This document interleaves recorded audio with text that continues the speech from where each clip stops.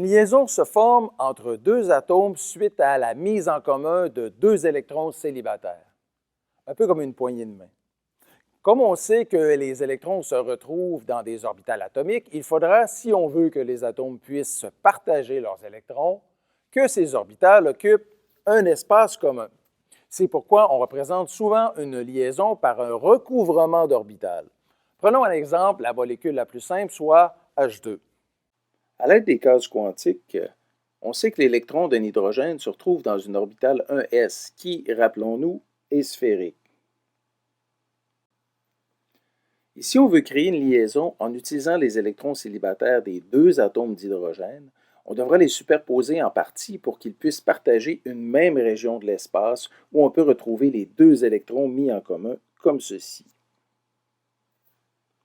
On formera ainsi un recouvrement des orbitales nécessaire pour obtenir une liaison covalente à la base de la molécule d'hydrogène H2. Notez ici qu'un recouvrement des orbitales est toujours partiel, c'est-à-dire que jamais les deux orbitales sont directement superposées l'une sur l'autre. La raison est simple, c'est que plus on approche les atomes l'un de l'autre pour former la liaison, plus la force de répulsion entre les deux noyaux va grandir et en conséquence, à très faible distance, la répulsion sera tellement forte qu'il sera impossible de former une liaison.